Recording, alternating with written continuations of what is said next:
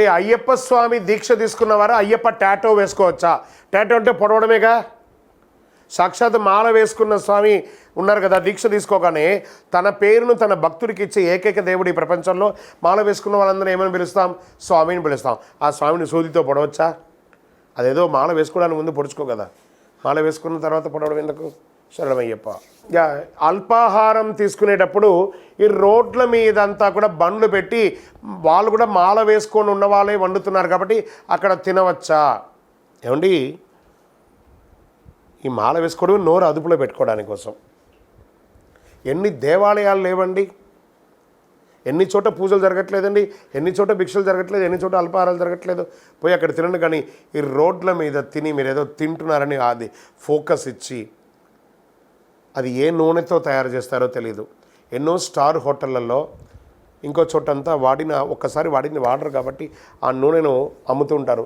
దాన్ని సెకండ్ హ్యాండ్గా కొనుక్కొచ్చి దాన్ని తయారు చేస్తారు. అందులో ఏమేమి వాడతారో ఎలా వాడతారో తెలియదు కదా.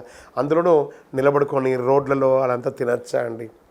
ఎలా ఉంటుందో కూడా తెలియదు కదా. ఆ రోడ్ల మీద పోయే దుమ్ము ధూళి అంతా పడుతుంటుంది కదా. మనం ఏ మెసేజ్ ఇస్తున్నాం సమాజానికి? ఖచ్చితంగా రోడ్ సైడ్ ఫుడ్ని మాల వేసుకున్న వాళ్ళు అవాయిడ్ చేయాలి. అది అయ్యప్పనే అవమానించినట్టు. శరణమయ్యప్ప. గురుగారు హైదరాబాద్లో కానీ ఎక్కడైనా స్కూల్కి వెళ్ళే మణికంఠలు అయ్యప్ప దీక్ష తీసుకున్న వాళ్ళు కొన్ని స్కూల్ అనుమతించట్లేదు.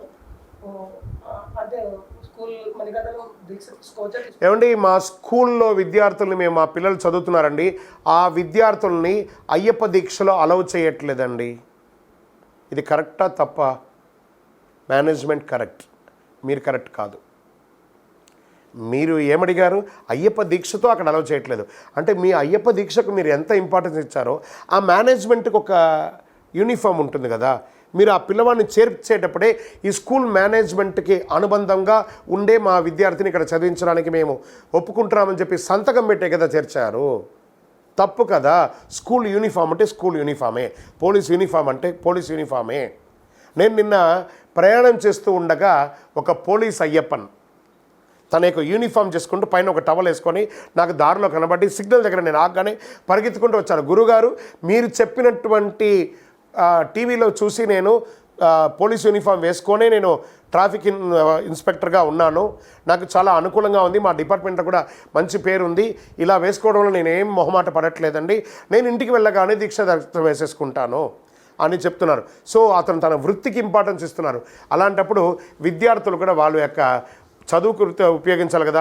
ఆ చదువు సమయంలో మాలలు వేసుకొని నల్ల బట్టలు ఎర్ర బట్టలు వేసుకొని ఆ స్కూల్లో ఫ్యాకల్టీస్ ఏ రకంగా ఉంటారో ఎలా ఉంటారో తెలియదు కదా.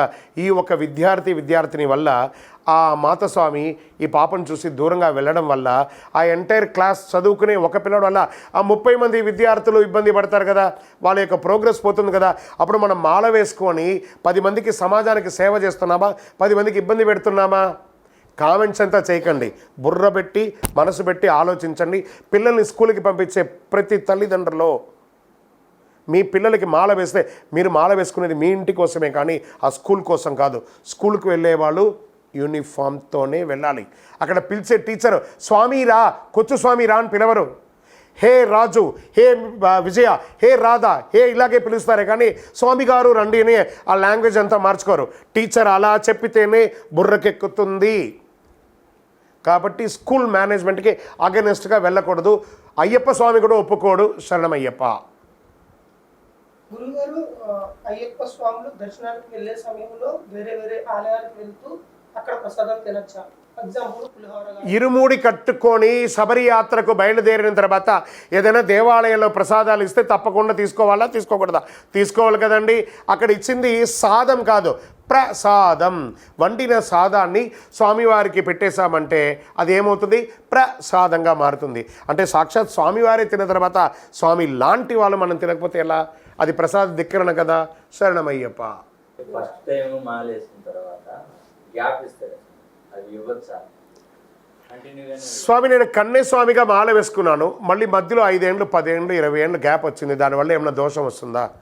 మళ్ళీ వేసుకోవాలనుకున్నావు కదా, అదే అదృష్టం. అక్కడ దోషం ఎక్కడిది? ఆ స్వామివారు నిన్ను చూడాలని అనుకున్నారు కాబట్టి మళ్ళీ నువ్వు దీక్ష తీసుకుంటున్నావు అంతే. ఇప్పుడు వేసుకుంటే తప్ప అప్పుడు వేసుకుంటే తప్ప మాల వేసుకోవడమే అదృష్టం. ఎన్ని జన్మల పుణ్యం ఉంటే అయ్యప్ప స్వామిని నేను ఎంచుకున్నారు. కాబట్టి గ్యాప్ వస్తే దోషం లేదు.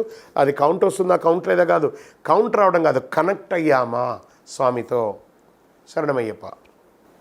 గురుగారు శబరిమల యాత్ర పూర్తి చేసుకుని రిటర్న్లో వచ్చేటప్పుడు చాలా మంది తిరుపతిలో తన తండ్రి చేస్తారు, అలా చేయొచ్చా?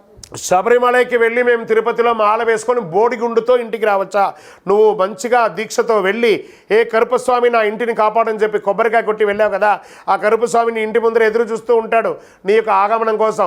నువ్వేమో దారిలో వచ్చేటప్పుడు బోడిగుండు కొట్టుకొని వస్తావు. శబరిమలకి మాత్రమే కుటుంబంతో వెళ్ళొద్దన్నారు, కానీ తిరుపతికి కుటుంబంతో వెళ్ళొచ్చు కదా. ఇంటికి ఎలా వెళ్ళావో అలా వచ్చి మాల ఇప్పి సమారాధన చేసి ఇరుముడిలో బియ్యంతో ప్రసాదం వండి అప్పుడు నీ కుటుంబం అంతా వెళ్ళి తిరుపతి దర్శనం చేసుకొని వచ్చి ప్రసాదం పంచు, అయ్యప్ప అనుగ్రహిస్తాడు. నువ్వు స్వామిగా వెళ్ళి బోడిగుండుతో వచ్చి అనుగ్రహం వస్తుందా ఆలోచించు. శరణమయ్యప్ప. దీక్ష సమయంలో అల్పాహారం పడి పూజలు చేసి కొంచెం ఆలస్యం అవుతుంది బాగా. గురుగారు నేను వెళ్ళే పూజల్లో ఒక్కొక్కసారి మధ్యాహ్నం భిక్షలో ఆలస్యం అవుతుంది, అల్పాహారంలో ఆలస్యం అవుతుంది. దానివల్ల మాకేమన్నా చెప్తారంటే వాస్తవానికి సకాలంలో భోజనం చేయాలండి. మీరు మాల వేసుకుంటారు కాబట్టి ఏకభుక్తంలో ఉంటారు. మీరు త్వరగా భోజనం చేస్తే మీకు అరుగుతుంది, ఆరోగ్యవంతులుగా ఉంటారు. అది ఒకటి ఫస్ట్. ఏదో ఒక పూజలో పొరపాటుగా కొంచెం లేట్ అవ్వడం వల్ల తప్పలేదు, కానీ అదే పని కట్టుకొని లేట్ చేయకూడదు. తర్వాత రాత్రిపూట కూడా 12 దాటకుండా చూసుకోండి, మధ్యాహ్నం 3 దాటకుండా చూసుకోండి. మరీ లేట్ అయిందనుకోండి, చెప్పడం మాత్రం చెప్తున్నా కానీ అందరూ ఆలస్యం ఉద్యోగరీత్యా వ్యాపార రీత్యా వెళ్ళి వచ్చి స్నానం చేసి 10:30, 11:30కే తింటున్నారు. అది పెద్ద విషయం కాదు, కానీ ఆలోచించండి. మనకు మించి కాదు ఏది కూడా. మన ఆరోగ్యం కూడా దృష్టిలో పెట్టుకు. ఎందుకంటే మళ్ళీ తెల్లవారుజామున 4ంటికి నిద్రలేస్తారు కదా, అది అరగాలి కదా. నిద్ర మత్తు రాకూడదు. సాత్వికమైనటువంటి ఆహారం తినాలి, చాలా సాత్వికమైనటువంటి ఆహారం తినాలి. ఫ్రూట్స్ తినండి, వెజిటబుల్స్ తినండి. ఆయిల్ ఫుడ్, ఈ నూనెల దేవి ఉంటుంది కదా, ఈ నూనె ఫుడ్ అంతా బంద్ చేయండి. దాన్ని తినడం వల్ల మన యొక్క బ్రహ్మచర్య దీక్ష తొలగిపోయి వీర్యస్ఖలితం అయిపోయి అనర్థం అవుతుంది. భిక్ష పెట్టేవాళ్ళు, భిక్ష స్వీకరించే వాళ్ళు కూడా ఆయిల్ ఫుడ్ ఉంటే అవాయిడ్ చేయండి. వెజిటబుల్స్ తినండి, మంచి మంచి వెజిటబుల్స్ తినండి, మంచి మంచి ఫ్రూట్స్ తినండి. శరణమయ్యప్ప.